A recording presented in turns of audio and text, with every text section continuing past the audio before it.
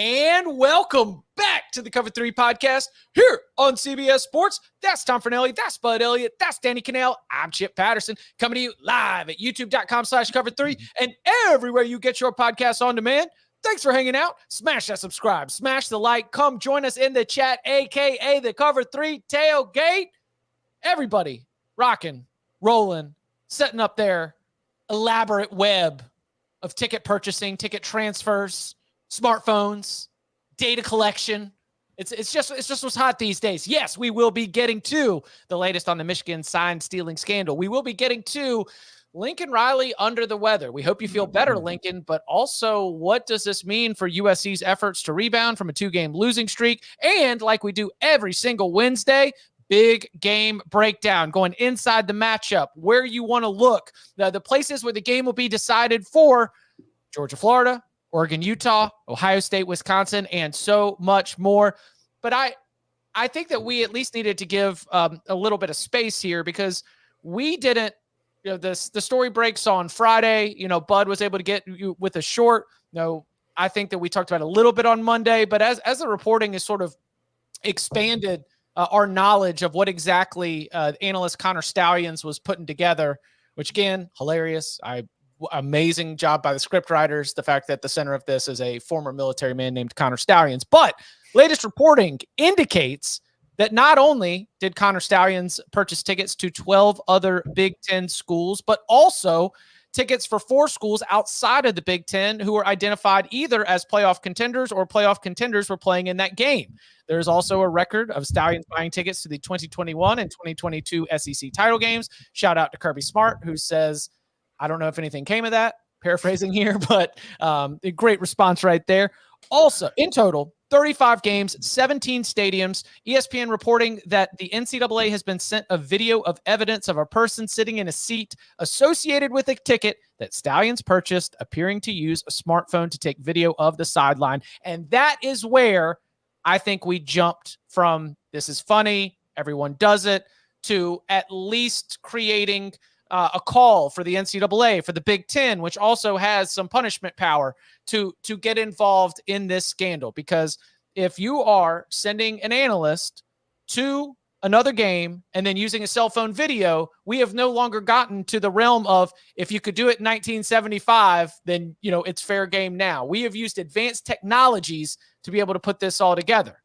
Now we will get to what the Big Ten can do, what the NCAA can do, whether any of it will matter. But Danny, do you think it's too far? Do you think this is too elaborate?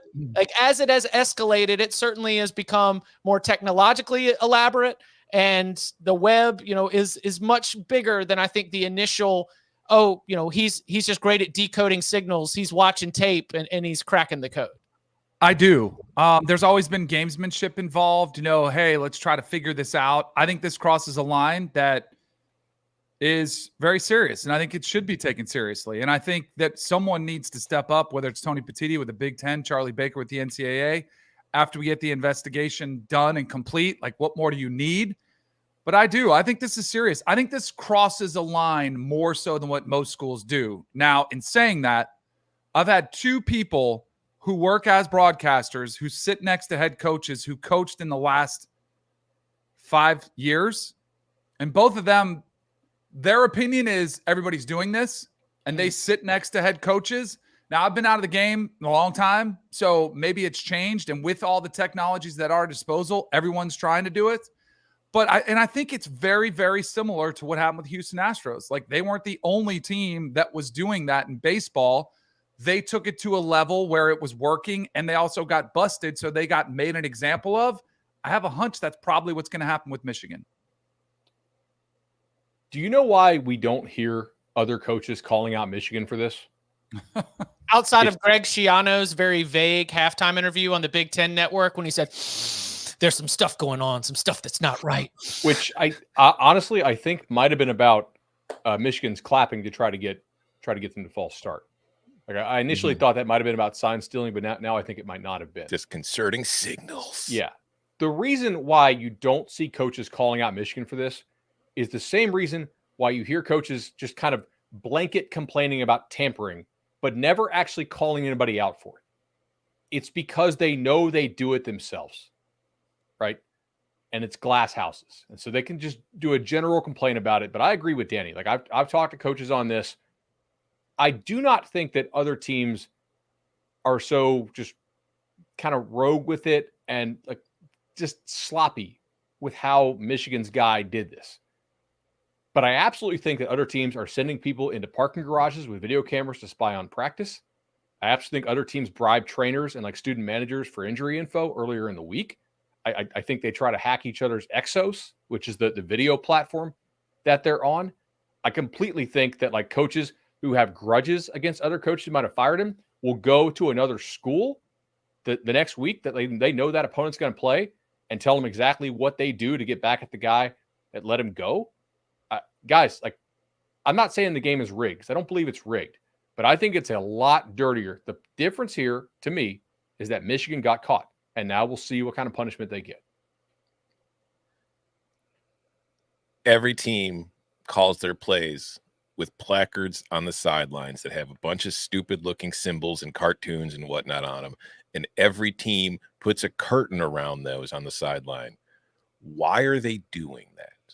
Because they know that, like them, every single team is trying to steal or decipher the signals of the team that they're playing so they can get some kind of advantage on the field. I do think that Michigan went a little too far with this. I don't even want to say too far. I think a little too stupid with this one, the way that this operation was going. But Chip, I will disagree with the assertion that cell phones are advanced technology. I'm pretty sure everybody in the stadium has one. I think if Michigan were using a satellite to get these images, I would go with advanced technology. I was saying advanced technology, like if he is getting all of the video and if he has some kind of software that can quickly decode, all of the signals that are there. I mean, the thing that makes this awesome, in my opinion, is that we have a program in Michigan that has always had a little bit of a we do it the right way. And now you're just being exposed with the exact opposite. I experienced that with North Carolina and the academic scandal. I mean, no one says the Carolina way anymore after all that went down. Then the other side is that there are so many passionate rival fan bases. I mean, multiple schools that are doing everything they can. I mean, have y'all seen them Zapruder all the different film and like zoom in even closer, and they've got stallions right behind the coordinator, and they zoom in on the little play card that he's got, and it's not football plays on it. It is the silhouettes of hand signals grouped in different categories so that he's sitting behind a coordinator, looking at the signals, looking at his card and telling them what to do. And then the defensive coordinator signals it into the team. The fact that all of that can be uncovered by these absolutely passionate fan bases has made this a bigger deal within the college football conversation than it is within the coaches right now. The internet sleuths are the best. It's incredible. Go find them. I mean, how about the one from the Tennessee site that had this like in January and December that was out there saying, I heard there's a Michigan coach that's not allowed to talk to Harbaugh. I mean, that's pretty wild. To Tom's point about the coaches and the placards and the curtains. So I was in Columbus and it blew me away. Like you watch it on TV and you see the thing unravel and you're like, like whatever. Like you're just like, that's part of the game. I had not, and I've been used to, usually it's the backup quarterbacks. Like you'll have the second, third, and fourth string quarterback and they're all there doing their little, signs and everything. And I've been used to that. But I would am not used to is there were 4, maybe 5 assistant coaches. And it's crazy how they copy each other's things because they're all wearing like brightly colored yellow, orange, neon, blue, like these different 4 colors. So I put a video on because I was so blown away by it. And they're all furiously giving their signals. And then there's a player. Now the poor backup quarterbacks, they don't do anything. They have to hold up the placard above them. And then so I quickly turned to the other sideline. And guess what? Penn State's defensive coaches, same thing. Blue shirt, yellow shirt, green shirt. And they're furiously doing all these signals as well. And all I kept thinking was, what a massive waste of time, energy, and resources. And thankfully, I did see Matt Rule call this out, and good for him. Now, he didn't call out but he called out the coaches who vote against the technology, the radio, the comms and the helmets. He said, we just need to go there. And I do think it's pretty interesting that this bowl season, outside of the playoffs, they will actually be able to use communication, coach to quarterback communication, which would solve all of these problems. I think we're going to get that sooner rather than later, which would be a great thing. But it's such a massive waste of time. And just another, like, I used to, as a player, you're not super involved with this. Like, and I was more worried about calling plays. Going back to Coach Bowden, Bud will remember this. Pensacola Street there used to be a road, right? That road, like, it was kind of elevated and it would go by the practice fields and it ran right between the stadium and the practice fields. And there would be people jogging, there'd be some good looking girls. So you kind of get a little distracted sometimes. And occasionally they'd stop and watch.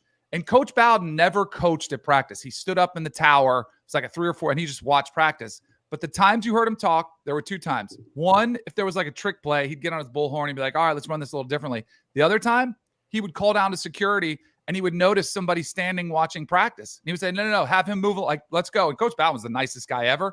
He was paranoid about it. When I went to the NFL, Dan Reeves, we used to have practice in the bubble. It was glorious outside, 7 degrees, sunny. And I'm like, why are we going in the bubble? And everybody's like, Dan's paranoid. He's worried they're going to steal our signals because there was a hotel across the street that was like 10 stories that they could video. He's like, we're playing the Cowboys. He knows they're going to try to steal signals, whatever team it was. And I used to think, man, these coaches are so paranoid. Now I totally get it because I think it's been happening. Like we're talking about, it's been happening forever.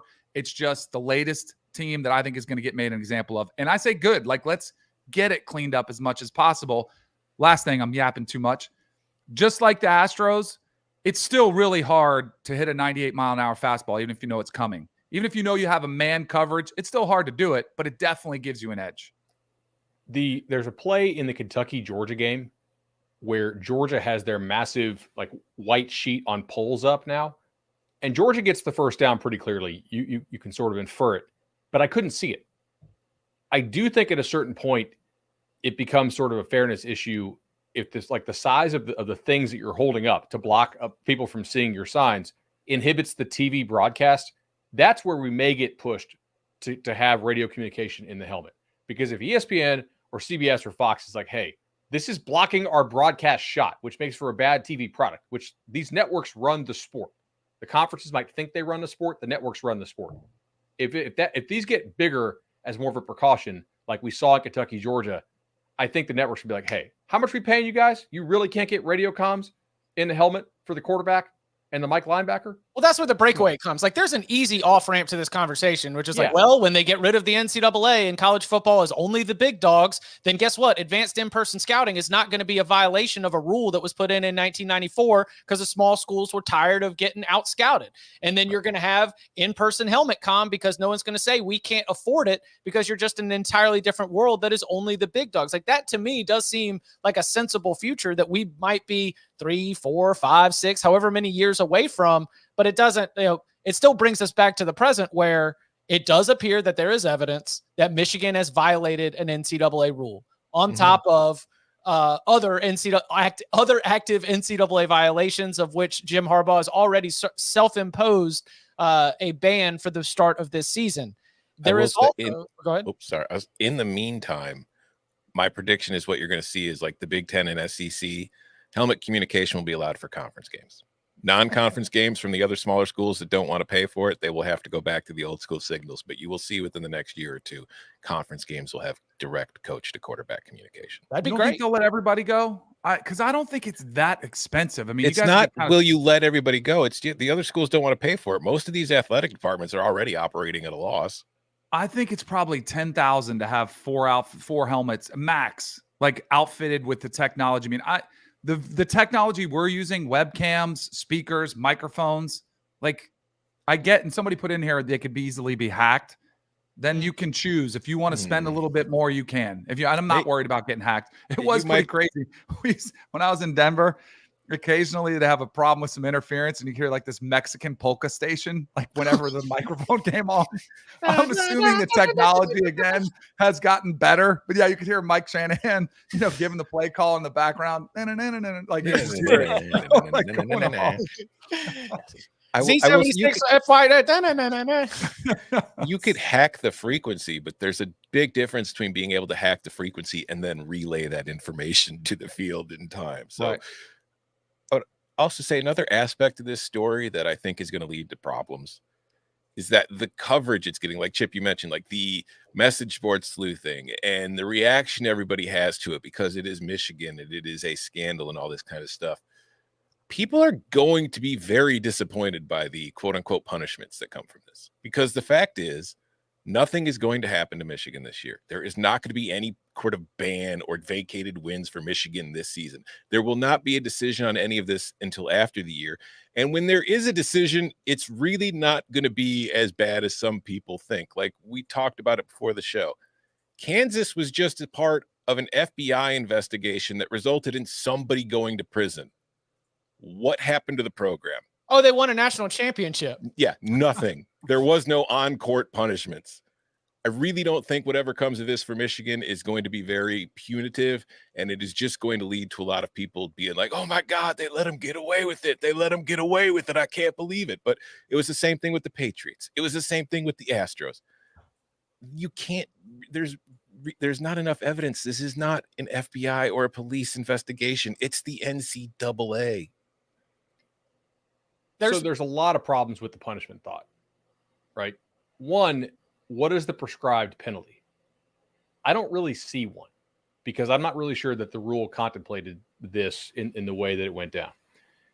The NCAA moves really slowly. So I'm pretty confident, not 100%, nothing's ever 100% with the NCAA.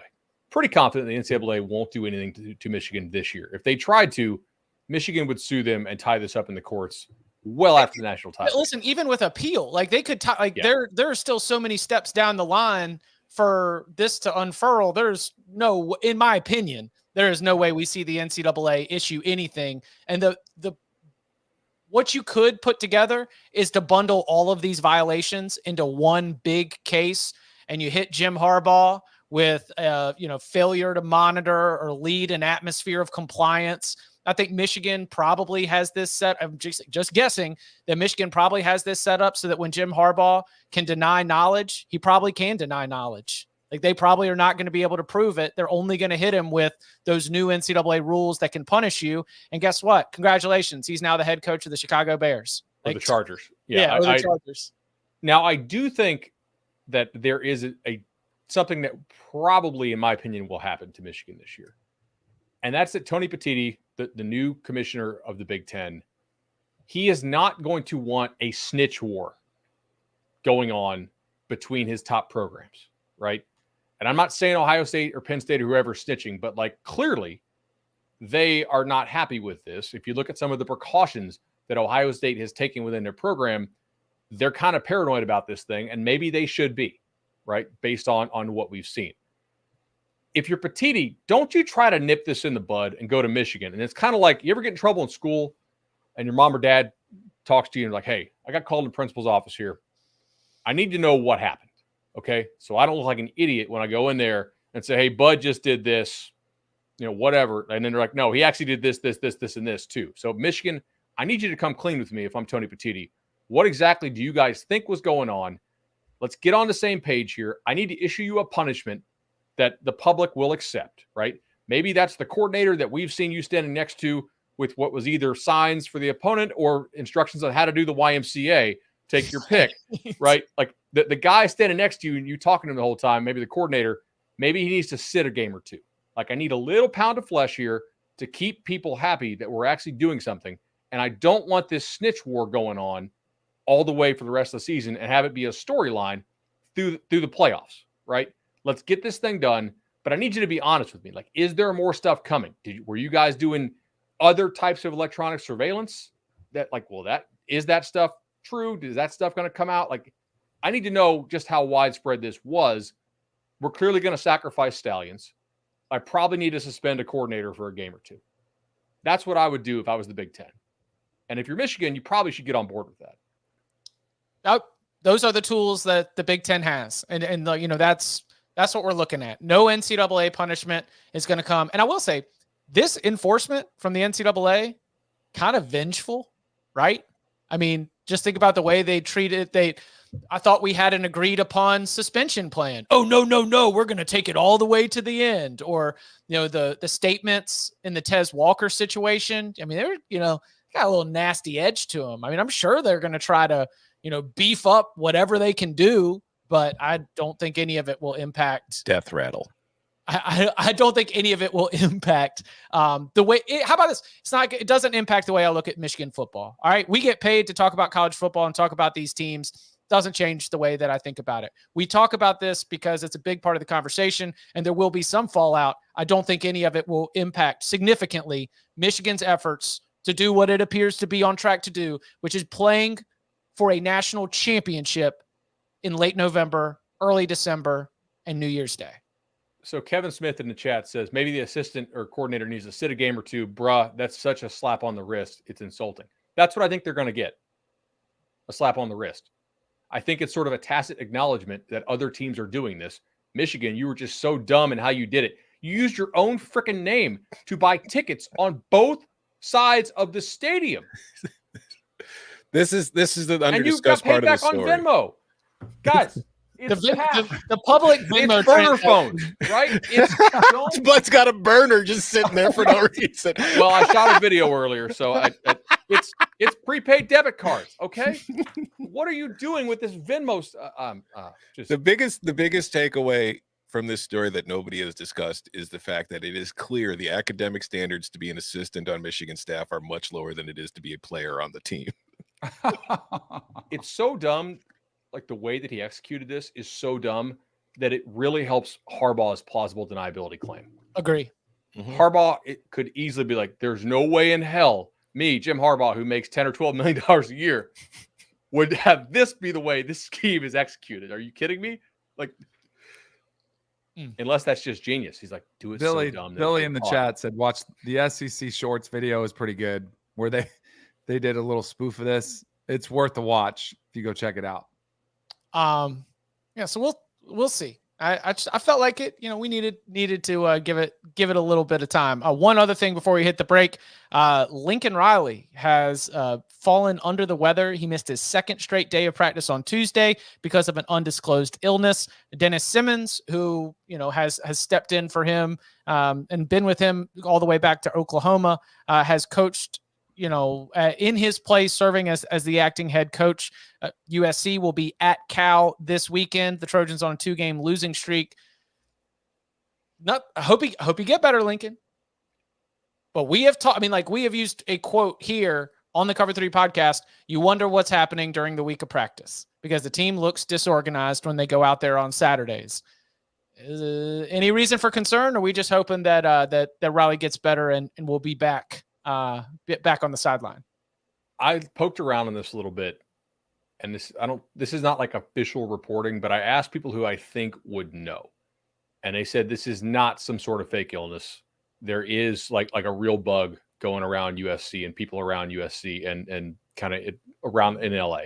Like it's not a one-off. Other guys are also like laid up, bed rest type thing. So yeah, like I don't want our saying that like weird stuff's going on inside the program, or at least they play like something ain't right within the program, to be misconstrued with making I think he probably, based on everything I was told last night and this morning, he's actually sick. Yeah.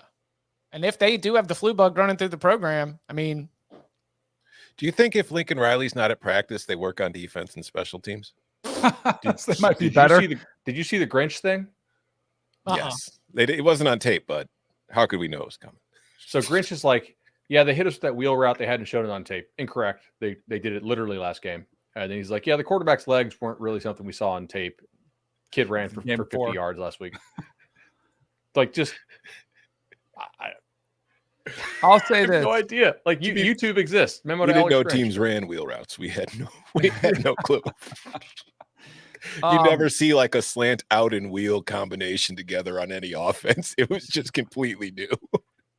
The only people that really matters, who knows, obviously you hope the best for Lincoln Riley if this is serious. It has to be serious. I mean, coaches don't miss practice. We had Hugh Freeze coach from a hospital bed.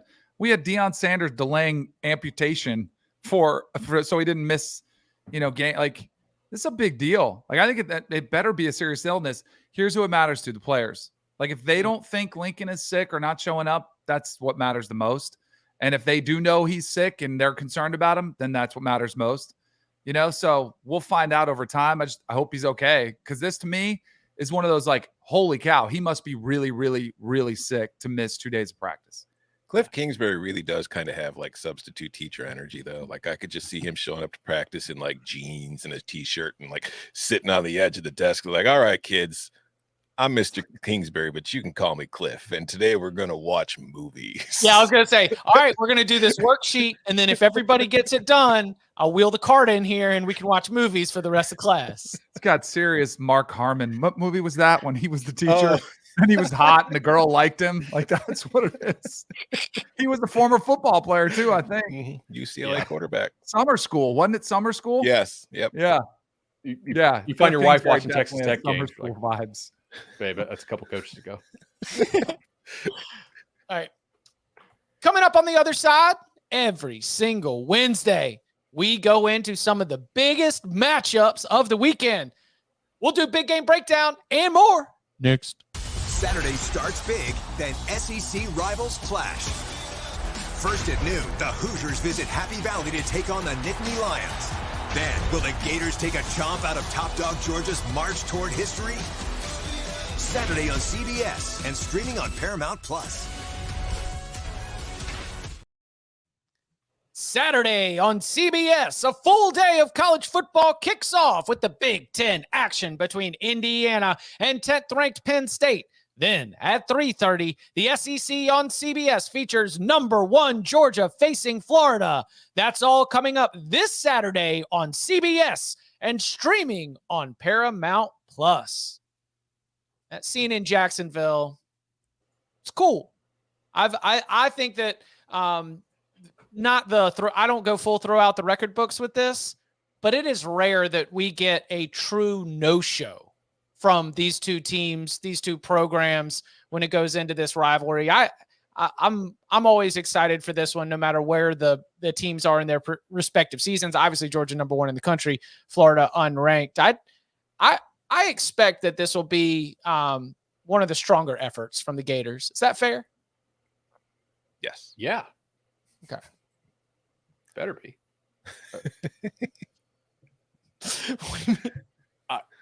I mean, you're coming off a bye week. You should be max health.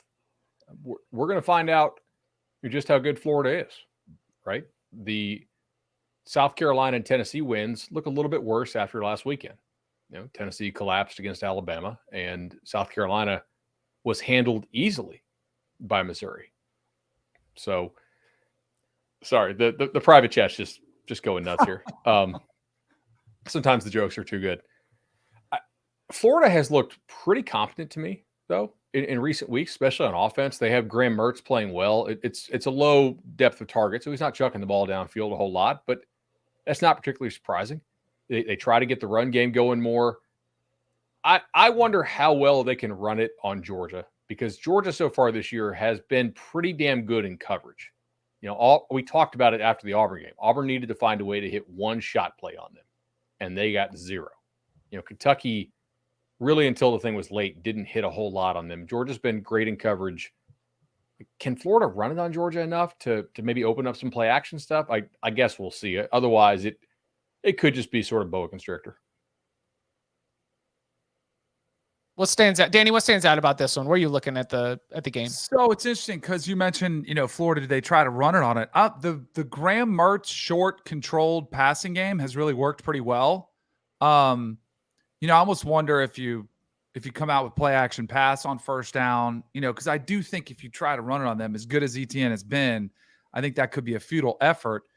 Georgia, for as great as they've been over the past few years defensively, and you're still only giving up 14 points a game. Like, it's not like they're just trash all of a sudden. They're not going to mix them up for USC.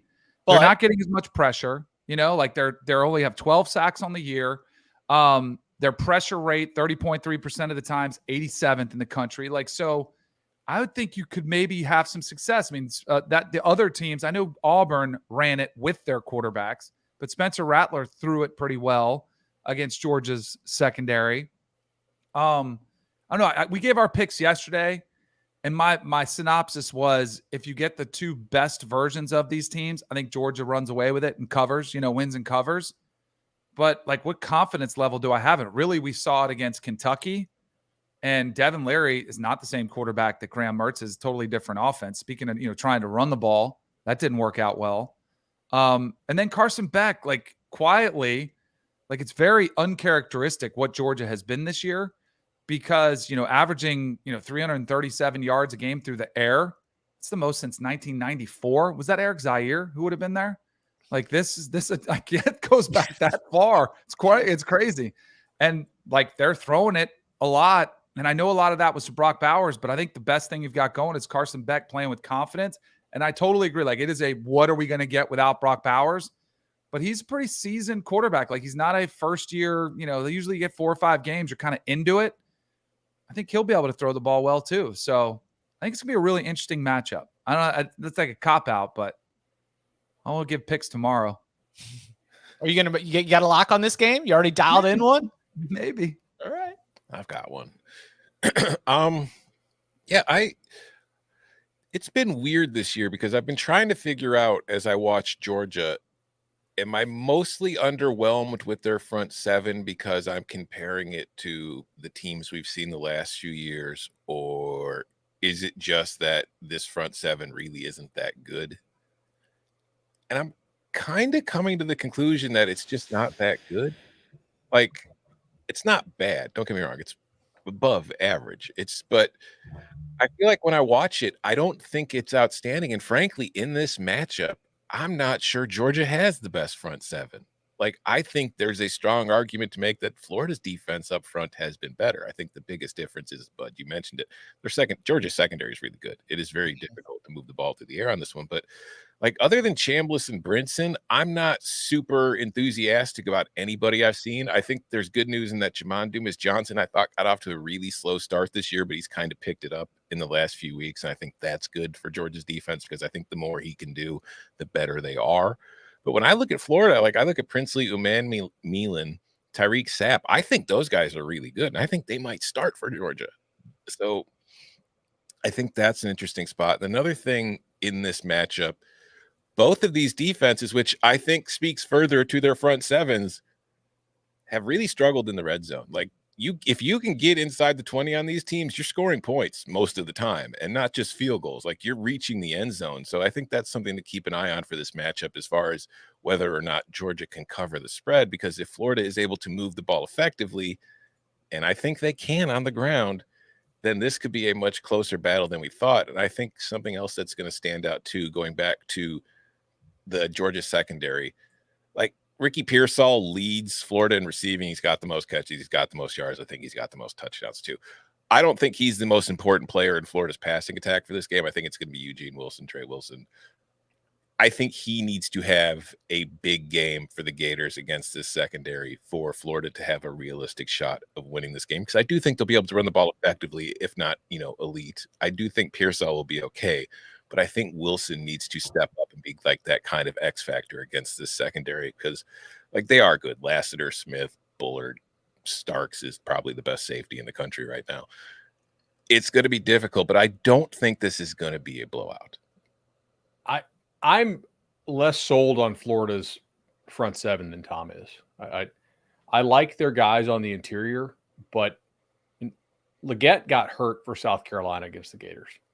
And South Carolina still scored 39 and made it a game. And there were a lot of plays in which Rattler had a clean pocket, despite, I think, a knowable that we have in the SEC this year is that Gamecock offensive line is hot garbage, mostly due to injury and inability to get good guys in the portal. I do take something away from Florida's inability to get pressure on Rattler, and I wonder if they can get pressure, because isn't Amarius Mims scheduled to be back right about now? Their stud NFL left tackle who had the ankle thing. This would be about the timeline for the goal for him to be back. I like their interior, but man, I don't know if Sapp is a big time guy like that. He might be, but I kind of wonder if some of his success is due to playing some subpar competition by SEC standards. We'll find out. I'm not saying they suck. I don't know. I'm not sold quite yet. Latest update on Mims, a lot of rehab, a lot of maintenance, able to do some different things. Mims and Truss. Truss left the Vanderbilt game with an ankle sprain. Still no official word. Just got to see how they go through practice. But they are. Chat all says Mims has been practicing this week. Yeah. He's been cleared to come back to practice, so it would seem as though he's on pace to do that. Okay, acknowledging that Kentucky punked Florida at Kroger Field earlier this season. Is Florida the best team that Georgia has played? Like, the head-to-head result says Kentucky is better than Florida, but in a vacuum, Kentucky's not better. Right. I think Florida's a better team than Kentucky. Again, I understand that on that Saturday, the Wildcats absolutely dog-walked them, but I think that this is probably the toughest challenge that Georgia has had this year. Until they play Mizzou. Because it's a neutral site. This is a tougher game. It's not a tougher opponent, I think. Florida neutral, tougher than Auburn road. Yes. Yes. Yeah. Auburn doesn't really score. Right. Again, this is going to be the beginning of the run. You play Florida, play Missouri, you play Ole Miss, you play Tennessee, and you do it back to back to back to back. This backloaded schedule has allowed Georgia to just continue to figure itself out in a lot of different ways. But, here we go. Georgia and its run at history. Again, no three-peats in college football in the modern era. Last time was Minnesota before World War II. All that's going to be on the line right now because I'm not sure if this is going to be a team that finishes with great strength of schedule numbers. I'm not sure if this is going to be a team that is going to be able to do mess around a lot here as we come down the stretch of the season. So be sure to check. Yep, bud. If you did not get Carson Beck at 200-1, like I gave out on the show 2 weeks ago, this is probably your last chance to get a good price on him, like today. If you wait until Monday and Georgia covers the spread, which is 14 and a half, he's going to go from, like, what's the best price you can get on Beck now? Like 50-1 at one book. I know FanDuel's got him probably around there. We are a wide open season. Like, whether you want to grab J.J. McCarthy, whether you think Jaden Daniels has that Robert Griffin, Johnny Manziel path, or like, yeah, you got a couple losses, but statistically you were elite. Carson Beck has the best team, best player. Like, there's a lot of different roads that can all lead to a Heisman Trophy win right now. Just look at who has the easiest November schedule. You'll find your winner there. Mm-hmm. Jonathan Brooks. You got 2 marquee games left, right, for Beck. This one, I guess at Ole Miss is probably going to be a primetime game, right? Because Ole Miss only has 1 loss. Juggernaut. And then I thought Ole Miss was home. Tennessee. Oh, sorry. Right. And then Tennessee road. Georgia's going to be double-digit favorites in all 3 of those games. Mm-hmm. So, yeah. If you want Carson for the Heisman, I wouldn't wait. Again, you can watch it. CBS, you can stream it, Paramount Plus, 3:30 p.m. Eastern time, and it's part of a doubleheader. Penn State trying to get right after that 2012 loss against the Buckeyes. They'll be doing it with Indiana in town. Midday, Salt Lake City, Rice-Eccles Stadium. The pig farmer returns. Now he's going to be facing a little bit of a tougher defense. Oregon going into Utah. The Ducks are 6.5-point road favorites. Over under around 48 or so. Tom, where do you start picking this game apart in terms of the matchup between Oregon and Utah? First, I want to make an amendment. I realized I said that I think Florida's front 7 is better than Georgia's. I didn't mean that. I meant I think Sapp and what's his name could start for Georgia. I don't think the entire front 7 is better. As they're for already this, clipping it. Yeah, I know. I'm sure as long as it's on the record and our listeners know. This, to me, like, Utah's not going to have the same offensive performance it had against USC, right? Like, it's facing a much better defense this week. So it's going to be, can Utah, like, to me, this matchup is going to come down to Utah more than anything and how Utah performs. Because I think Oregon's going to go out there and do what Oregon does. I think they're going to be fine. But can Utah force negative plays in this game on defense? Because if you look, it's an interesting matchup in that the Utes rank 3rd nationally in negative plays forced at 41.9%. Oregon's 3rd nationally on offense as far as negative play rate at only 20.3%. So that's going to be a very interesting matchup between Utah's front and Oregon's offensive line. And we have seen all year long, Oregon's offensive line is very good in the run game. They open up lanes, they create room, and then in the passing game, Oregon and Bo Nix get the ball out really quickly. So it is hard to force those negative plays, and Utah's defense is very reliant on them, because if you look further into the numbers, like, they're not great once you get past the line of scrimmage. You can really run the ball pretty well against this Utah team, particularly on the interior, where their defensive line, to me, meh. Oregon's offensive line on the interior, very good. So, like, can Utah stop Bucky Irving? Utah ranks 51st in defensive success rate against the run, and Oregon really does a great job of running in the A gaps, which again is where Utah struggles to stop the run and get, stuffs. So Bucky Irving should have a pretty big game in this one, and I think that, like, what's his name? Johnny Cornelius, their right tackle.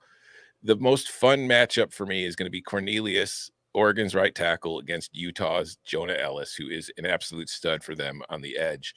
They're going to put him on the right because I think that's where he normally lines up. Maybe they move him to the left because they feel that Oregon's left tackle is a bit more vulnerable, but he's going to have a huge day for the Utes if they are going to slow this Oregon offense down and be able to keep themselves in the game. Because, no disrespect to the pig farmer, Bryson Barnes, who had the great game, and hopefully Oregon was able to see that he can run the ball on tape this week. But I just don't think what we saw last week against USC is a true indication of what this Utah offense is. I still think this is a pretty limited offense that, against an Oregon defense, which I think is pretty good, they're going to struggle to move the ball effectively. They need to keep this low scoring. They need to keep this rock fighty. But what works to their benefit is this game is at home. So they'll have that advantage behind them. They'll have the crowd behind them. It will make things difficult for Oregon because, as we saw, like, Oregon kind of struggled at times with the crowd noise in Seattle. They could have a very similar situation in Salt Lake City. So that's going to be something they need to take advantage of. And they're going to have to force turnovers, but that's the other problem too. Oregon doesn't turn the ball over. So the more I look at this game, it's like, I don't think Utah doesn't have a shot to win because they're at home and they're very, very, very, very, very good at home. I just don't think this is a good matchup for the Utes at all. How much signal can we derive from the last two games that Utah's offense has played? Right? Like, to me, that's the key question we have to ask here, because they have played Cal defense, which has just been collapsing, right? Mm-hmm. They have played USC, which isn't collapsing because you'd have to start somewhere to collapse from, and they just haven't played any defense all year.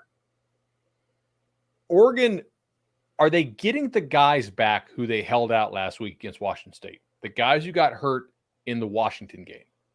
Because if they're not, I could see this being a game. If they get them back, I think they can play some pretty aggressive coverage. And then in that case, I think Utah's offense probably looks a lot more like it looked against Florida, Baylor, and UCLA. And to Tom's point, they don't really turn it over. Nix is about to set the record, I think, for the most games started in the history of college football. That's a veteran dude. He's old. He probably has a 401k. It's not that Utah can't go out and take it, because they can, but there have been situations this year where they feasted on opponents who made really dumb mistakes. Dante Moore throwing the pick six literally to open the game. Mm-hmm. Florida committing a million false starts, offsides, and too many men on the field in critical situations. But man, like, this is a 7-point spread, 6.5. Mm-hmm. Utah is, for my money, the biggest home field advantage in college football. Doesn't mean the loudest crowd, but the number plays to it. That's saying that Oregon is like a 10-point better team on a neutral site. That's a lot of respect for Oregon. Like, Utah is a good team. I don't know. It may be the end of the road. Tom might be right really might be right on this. Well, success rate looks great when you're 8 yards a play, right? Yeah. I mean, that's like when it's not moving through the air, when you've got Bucky Irving, Jordan James, like they got a lot of things moving in the right directions. I understand why the power rating on the Ducks is going to be, definitely among the higher probably higher than a lot of people would realize compared to where they sit in the AP poll. Boy, this is a lot of disrespect towards Kyle Whittingham. I know. 29 I am out of terrified. 30. Yeah. 29 out of his last 30 in Rice Eccles. You mentioned I think we should see a really clean game. Like you mentioned, Utah, getting some force. So Oregon has 1 turnover on the season, Utah has 4. Like they're 2 of the, like that's insane that we're almost Yes. we're almost in November and Oregon's only turned it off once. The good thing about Utah, they've only turned it over 4 times. They're third in the country in turnovers. So they're both of these teams are kind of playing very true. I think that's a huge Bo Nix impact. Like veteran quarterback knows he's not going to make the big mistake. It's also a credit to Bucky Irving and everybody who carries the ball as well. But Utah, it plays right into their identity. I think this is a Kyle Whittingham special where you try to run the football, you stay committed to Quentin Jackson, you let Bryson Barnes, by the way, you mentioned it, Bud. The last 2 games now, they're starting to utilize his legs a little bit more. They're starting to realize, we don't need to go to Nate Johnson to bring him in to try to run the football. Let's just run our system with Bryson Barnes. He's coming off his best rushing and passing performance of the year. I think this game's going to be really, really physical. I think it's going to be interesting, and I think this is when we find out, like if Oregon wins and covers, it's like an emphatic, all right, because even after watching the Washington-Oregon game, I kind of liked Oregon in a rematch. Like, man, I can't wait to get there. I hope they're a dog against Washington and Vegas in the Pac-12 championship game. I think they'd win a rematch. Then I go watch this one. I'm like, well, they got to get through this one first. Bo Nix on the road. He was fine. It wasn't his fault against Washington. But this is a tough environment. Also, last year in this matchup, they picked off Cam Rising 3 times. Like, I don't think they'll subject, like Bryson Barnes, I don't think he's going to make that many mistakes either.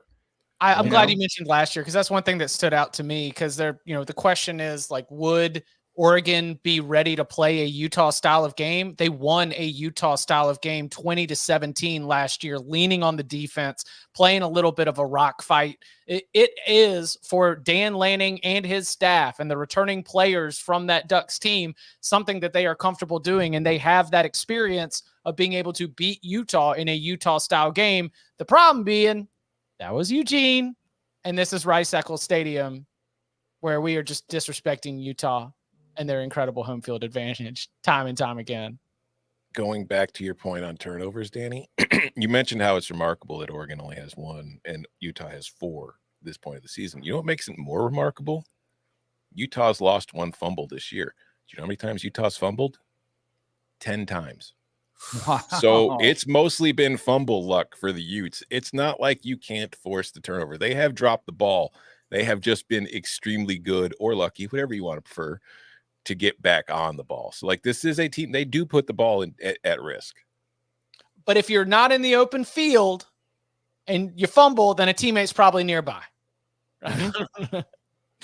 All right, one more that we want to hit before we get out of here. The Buckeyes coming off that big win against Penn State. Now they're on the road taking on a Wisconsin team that is at a little bit of an impasse, right?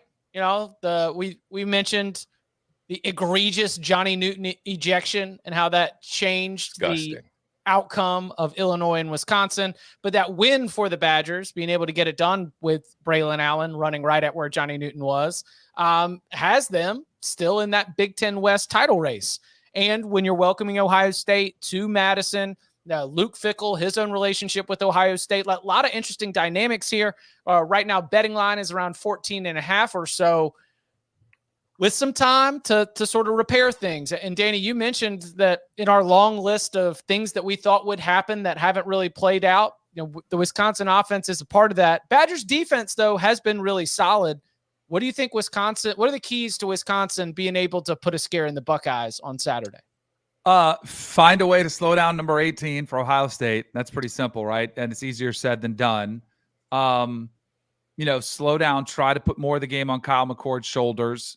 Who is very inconsistent at times, but man, he's found a way to make the right plays. I was wondering if I was being too hard on Kyle McCord, like Kyle McCord asking him to do more. So he has 12 touchdowns, 1 interception on the year through 7 games. So I went back and looked up now because the bar that has been set by Justin Fields, CJ Stroud, it's a really high bar, right? Mm-hmm. So through 7 games last year, CJ Stroud had 28 touchdowns, 4 interceptions. I mean, it's impossible to ask him to try to maintain that type of pace. But I do think that's your best chance of success. I also think you got to get Braylon Allen going, but Penn State struggled to run with 2 backs who are, 2 of the best in the Big Ten. I don't love Wisconsin's chance in this matchup unless they can force Kyle McCord into some mistakes and a pick six, something like that, some interceptions, but he's been pretty good with the football. I don't love their chances. Here's my big prediction for this game. Michael Hall is going to have a huge game for the Buckeyes. Because as you were talking about, Chip, what I saw last week, what Johnny Newton was able to do to the interior of this Wisconsin offensive line, I think Michael Hall, who plays in the same spot with the same kind of pass rushing ability, is going to be an absolute game wrecker for the Buckeyes in this one. And he's going to be helped by the fact that, he's got Jack Sawyer to his right. He's got Tuia Malau to his left. They're already very good up front, but Michael Hall, I think, is going to have his best game of the year. And Danny, you mentioned like Penn State struggled to run against Ohio State, even though it has two of the best backs in the Big Ten. Penn State struggled to run all year. That was nothing new. I think Wisconsin will struggle the same way too, because their offensive line, for a Wisconsin offensive line, it's pretty mid. Like, I don't think there's anything spectacular about it. I don't think there's anybody on it who particularly stands out as being very good. The question for me for Ohio State's defense, though, or not even a question, it's just what they're going to have to do is they got to keep Eichenberg and Steel Chambers clean, because if they do, then they'll be able to make the tackle on Braylon Allen. But if they can't, if Wisconsin is able to get to the second level, Braylon Allen could eat, because I don't think Eichenberg and Chambers have been great at getting off blocks this year when you get to them. So that's going to be something to watch. On the other side, nobody can cover Marvin Harrison. That's really, that's what it comes down to. But I texted you guys this during the week as I was rewatching the Illinois-Wisconsin game. Ricardo Hallman for Wisconsin, their corner, is like legit. He is very good, and he is going to be the guy that is probably on Marvin 90% of the time in this game. The problem for Hallman is Marvin's 6'4", Ricardo's 5'10". So as good as he is, and as good as his ability to match and mirror guys, it's probably not going to matter because of the size difference, because McCord will be able to throw it up and Marvin will be able to go get it, and Hallman just won't be able to compete with him. The interesting aspect, or where I'd be super concerned if I'm Wisconsin, is if Egbuka's back and you've got Hallman on Harrison, there's nobody else in this Wisconsin secondary that's going to be able to cover Egbuka. So I would expect him to have a huge game if he's back. And the other interesting thing here, or at least the other key thing for me here, is the same thing that has been Ohio State's bugaboo all year long: the red zone woes. They are averaging 4.2 points per red zone possession. That ranks 83rd nationally. But the good news is Wisconsin's red zone defense ranks 92nd nationally in red zone efficiency. So we've got a real battle of a team that can't score versus a defense that can't stop you from scoring in the red zone. But another aspect of this that I think is also kind of important to note, Devin Brown's not playing. In recent weeks, we have seen Ohio State use Devin Brown in the red zone. He's only got one touchdown. He should have two. He fumbled at the goal line on one of them. But I thought that having him in there was an improvement for their offense, because it opened things up, whereas defenses weren't able to just kind of pack in and stop the run game, because Ohio State hasn't run the ball well all year. But adding Brown instead of McCord, who nobody really cares about as their runner, opened things up, and I thought they were having more success with that. So with Brown not available for this game and them not being able to go to that, it could be a more interesting matchup, because while Wisconsin's DTs aren't exactly what I would call stellar, like they're good, they're mostly just big and they kind of get in the way. So that could be a problem again for Ohio State in this game. I was standing right there in the goal line on the, like right on the run. He got absolutely wrecked. Devin Brown. Brown. I thought it was his leg, but I thought like you could hear, it was one of those ones where you could hear the hit in your field level. I mean, he got absolutely wrecked. How bad do we think Wisconsin is with this backup? I don't think it's that much of a drop off, honestly. It wasn't that bad. No, Yeah, the I kid's agree. got some zip. I was watching his clips when they played Wisconsin when Mordecai got hurt, trying to figure out, if I was going to bet Illinois or not. And I actually wanted to, and then somebody grabbed the 3 before I could get it. So I guess they kind of saved me there. He wasn't that bad against Iowa in like pretty crazy conditions. Mm-hmm. But now that you have more film on him, maybe Ohio State sees some things that he doesn't do well, or that maybe Wisconsin has not asked him to do. And maybe Ohio State will read into that and say, yeah, they haven't asked him to do this yet. I wonder why. Maybe in practice, he is not very good at doing that. We get 12 versions of a team every year. Like why is this one of the versions of Ohio State that's going to be amazing? You're coming off the Penn State game, which was a really physical, hard-fought game. Now you have to go on the road and lay more than 2 touchdowns. I mean, Lions 14.5 painted everywhere. I don't know. Like maybe Wisconsin is that bad and they just don't have players.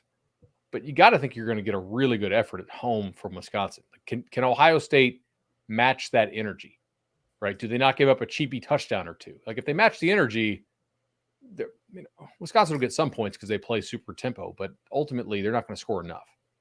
If Ohio State sleepwalks it, like we could have a game in the second half.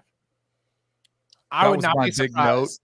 Yeah. Last week lost a bunch of heavy favorites coming off, and I thought the bye week might settle it a little bit for OU Texas because both of those teams coming off that game struggled, but they were all over the place. Washington, I mean, the hangover effect is real. The environment's not the same. The energy, the physicality. It's a great point. I could see it being a game in the second half, to your point, Bud, but you're ultimately going to be asking Wisconsin to make plays against a defense that I think is outstanding. So, can I imagine Wisconsin as a money line sprinkle? Probably not. But could I imagine this being an ugly walk through it and get out with a 7 to 10 point win situation for Ohio State? Definitely. I mean, hey, you've got number 18. Guess Wisconsin doesn't have number 18. Most teams don't have number 18, but they at least have the easy button as we've come to know him. One final thing. Yes. Possible prop bet out there if you can find it.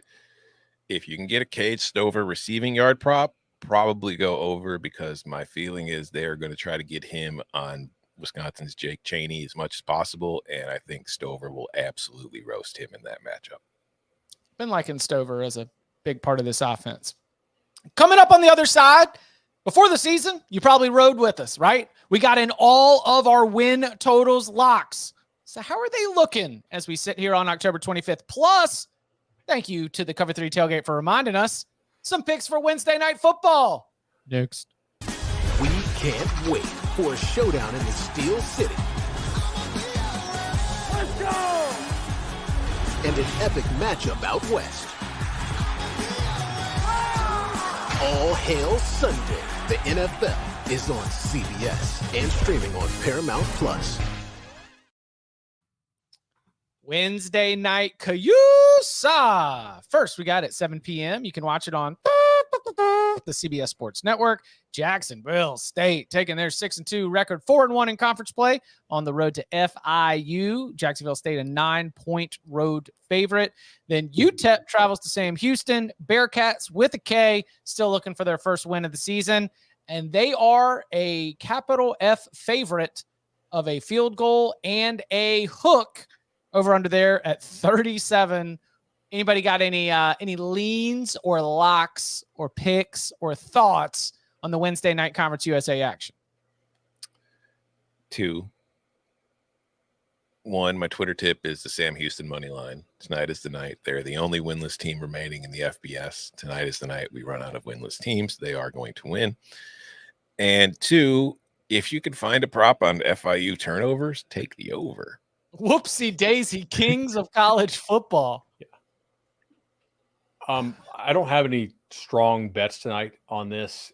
If I had to play them for like pick and pool purposes, or if you're just an action junkie, I guess lay it with Jack State. I am shooting for a middle here. I have over 47 and under 49.5 in that one. So hoping it lands 48 or 49.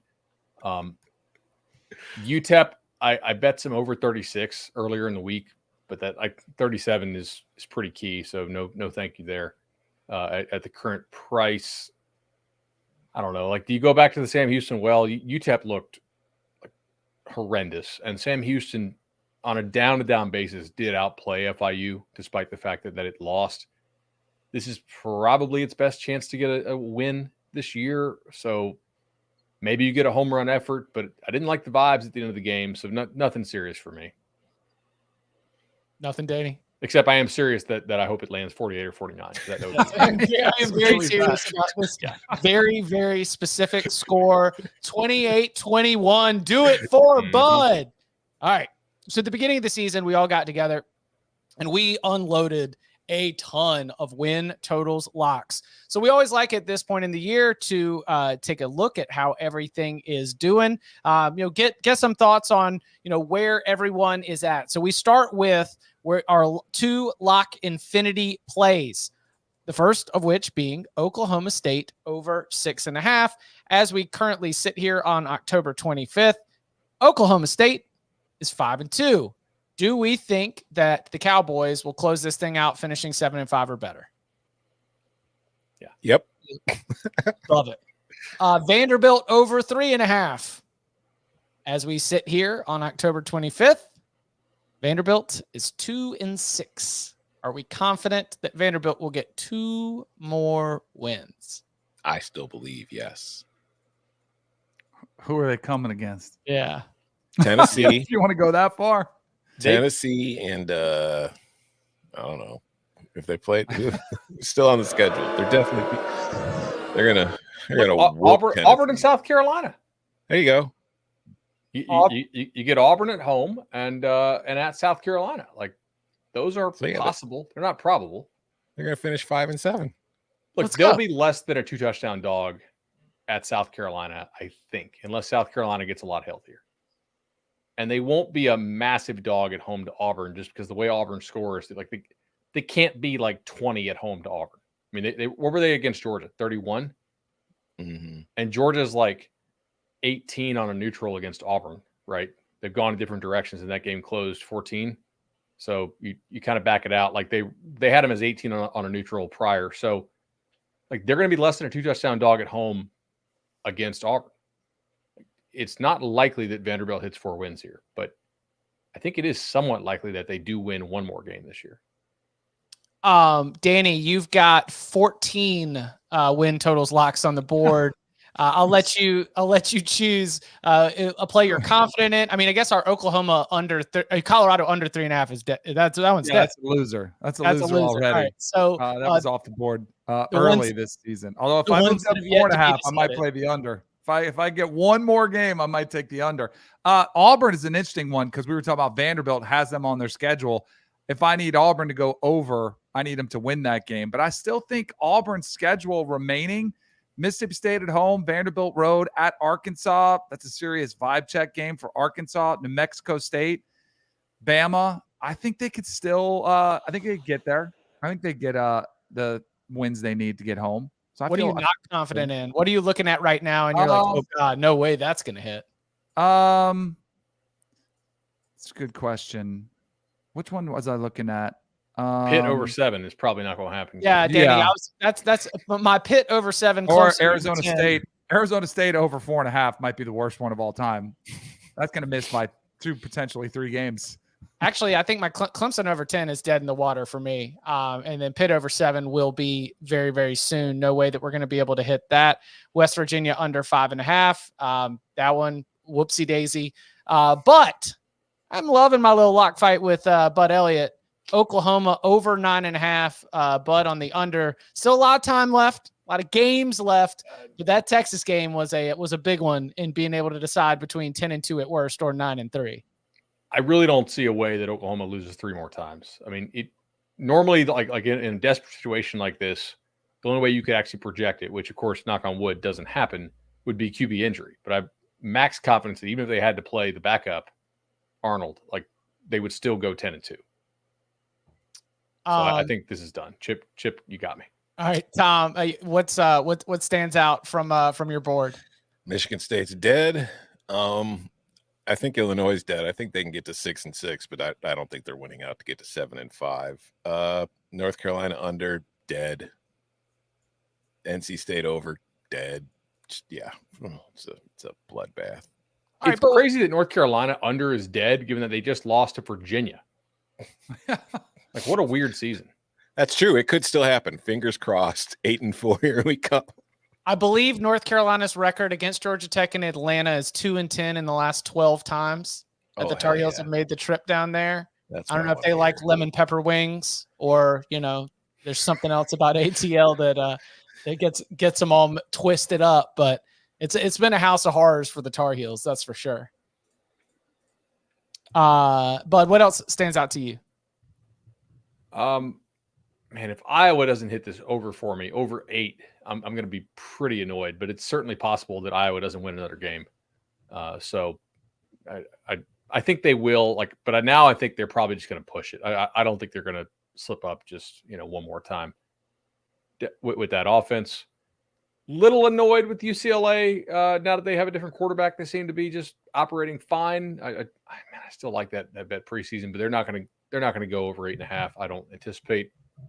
Charlotte got a nice win for me. UVA's making me sweat a little bit on that UVA under 3.5. Now that they beat UNC. Like FSU over still. Definitely like Florida over still. They just need to get that one in the swamp against Arkansas. We're pulling upset. I think it'll be a profitable card. Looking like ECU under, I think is already good. Louisiana under will be a sweat. Charlotte over 3, probably going to be a push, but could be a sweat. Yeah, last year our win totals records were 8-3, 6-2, 4-4-1, and 12-4. Just winners across the board. It does seem to be one place that, while there are highs and lows to the week-to-week locks, we do seem to do our homework and help it pay off. Yeah, Pitt over Clemson. I even threw those in at the very end. That was just reckless. Auburn over ain't happening. I don't think. By the way. Yeah, I don't think the Auburn over is happening either. But anything else? No, I'm just looking at my Stanford over and getting pissed off about the Sacramento State game because that should have already cashed. Yeah, you never count out a yellow jacket. Wait, aren't they a yellow jacket? A Hornet. Hornets. Right? Yeah, Hornets. Never count out a Hornet. They're relentless. Tomorrow, 11 a.m. Eastern time, the very best time of the week. We all gather together. Cover 3 tailgate fills up. We give you our locks for the upcoming weekend. So come hang out, and you can follow him on Twitter at Tom Fornelli. You can follow him at Bud Elliott 3. You can follow him at Danny Cannell. You can follow me at Chip_Patterson. Gentlemen, thank you very much. Thank you. See you.